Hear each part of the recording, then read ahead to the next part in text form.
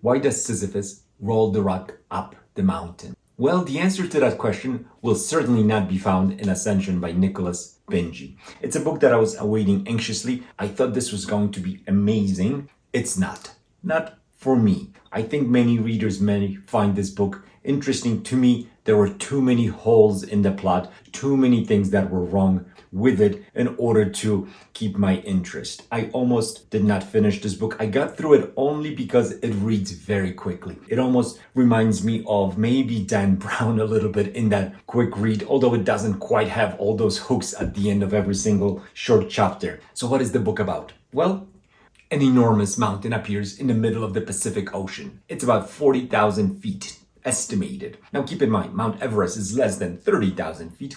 So this is outrageously high. And a team of scientists, not highly trained athletes. No, scientists are dispatched to go to the top of this mountain. Why to the top? Nobody really knows. You could clearly study the mountain lower. There is an answer given in the book as to why they need to get to the top, but it's ridiculous. It's stupid. These scientists, and this is the first problem that I have with this, and I have some mountaineering experience myself, and if you don't, you're probably not gonna be bothered and you may enjoy the book a little bit more than I did. But for me, for someone who has spent time at altitude,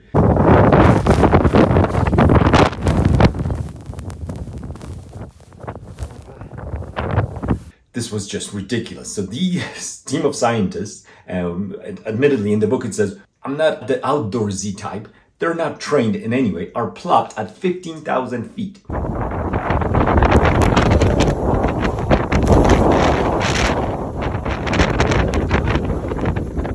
So 15,000 feet is higher than any mountain in the continental United States. In Colorado, there are over 50 14ers, for example, 14,000 feet. As you get up to that altitude, you're gonna be struggling. No, they're just dropped off at 15,000 feet, and the next day they're going up the mountain. So that alone ruined the book for me, because the premise of anyone trying to do that, it's ridiculous. There are no crampons involved, no axe training, nothing. They're just going up.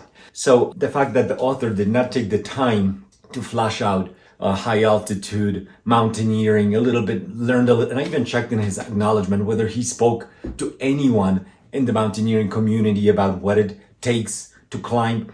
There's no mention of anyone, so I assume the author just has no clue. Also, there was no need for this mountain to be ridiculously tall, where these scientists could clearly not be in that environment. This mountain could have been much smaller, and any mountain just appearing out of nowhere in the middle of the Pacific Ocean would be incredible. It doesn't have to be taller than Mount Everest.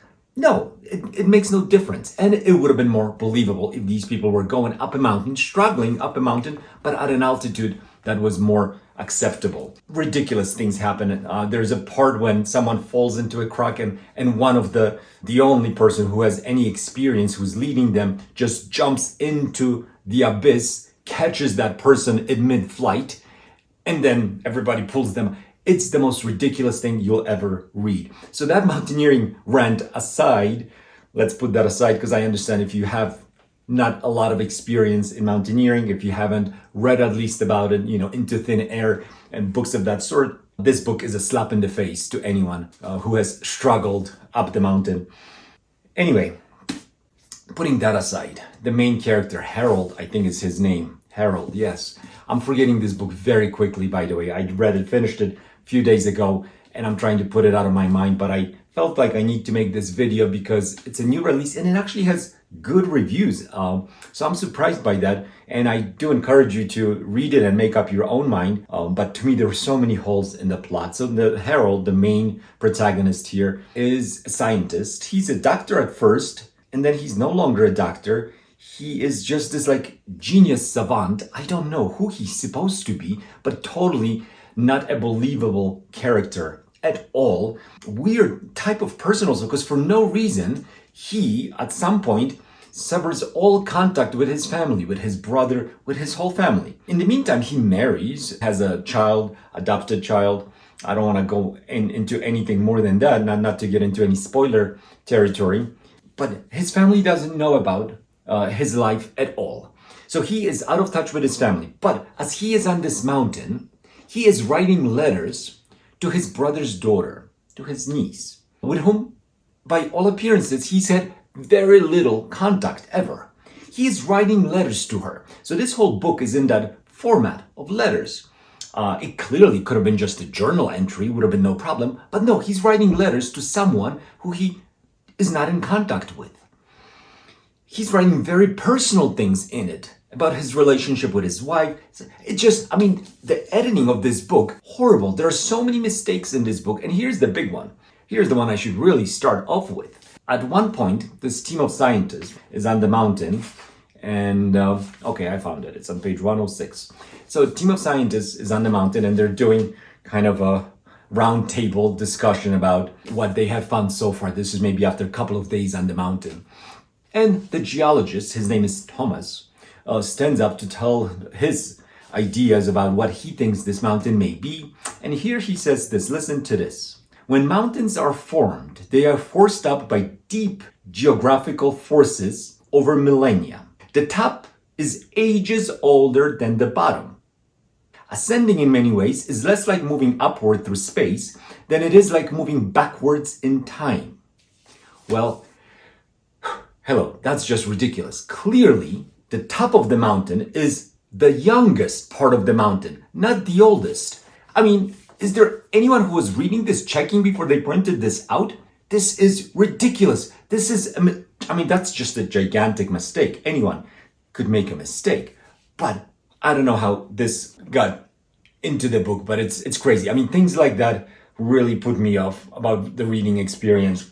There's so much just silliness that this book gets into. It tries too much by far. It tries to tackle religion and aliens and all kinds of things without concentrating on really anything. High altitude mountaineering, which it gets completely wrong, the feel of it. It's just hugely disappointing. It tries to be smart with things like, why does Sisyphus push the rock up the mountain? It's almost like, why does he want to do it? He doesn't want to do it. Sisyphus, if you know the myth, Sisyphus was condemned by Zeus to rolling the rock up the mountain. And as soon as he's almost there, the rock falls back down and he's got to do it again and again. So sure, it talks about the human condition. Camus talked about it in his famous book on the myth of Sisyphus. But there's nothing beyond that. This is just like things are just thrown at you as if they're really profound. But then there's nothing, no substance behind it in this book. It's really, in my opinion, this is one of the worst books I've read in a long time because of the mistakes, because of the silliness of it. It takes itself way too seriously in so many parts, but the characters are not in any way believable. There's no single person in this book that you care about or that I cared about. It's just hugely disappointing. I'm in the middle of reading In the Lives of Puppets, and I am in love with characters here. Oh my God, Rambo, the little vacuum cleaner robot, is one of my favorite characters ever already. Of course, I'm in the middle of reading it, so I'm gonna have to take some time to process this book, and I haven't finished it, so I'm not. But this one, oh my God, so amazing after getting through this chore to pick something so interesting, so profound in many ways, but with a much simpler approach. So yeah, this book reads quickly. That's the positive thing I could say about it. Not a difficult read at all. It reads quickly. I mentioned Dan Brown effect, a little bit of that. Yeah, I would recommend you try it because it seems like a lot of people like it. In the beginning, give me Annihilation vibes, which I loved. I thought this was gonna be amazing. I thought, Annihilation, this kind of craziness, mysterious thing, Area X. Here we have this mountain as a stand-in for it, and I thought on a mountain, and I love mountaineering. I've been that picture from Mount Kilimanjaro, almost at the top in the glaciers, 19,000 feet. I love mountaineering. I love mountains. So I thought this was going to be right up my alley. Unfortunately, it was not. It was a disappointment. So anyway, what can you do with books, reading books? This is the exciting thing. You go into the experience without knowing what you're going to get. And even if you read reviews of other people, it's no guarantee that you're gonna connect in the same way. So with that said, I feel just because I didn't connect with this book at all doesn't mean you're not gonna enjoy it. I don't think it's gonna change anybody's life in any way, but I think for some people it could be a fun read. So check it out for yourself. Let me know what you think. leave a comment below. Thanks.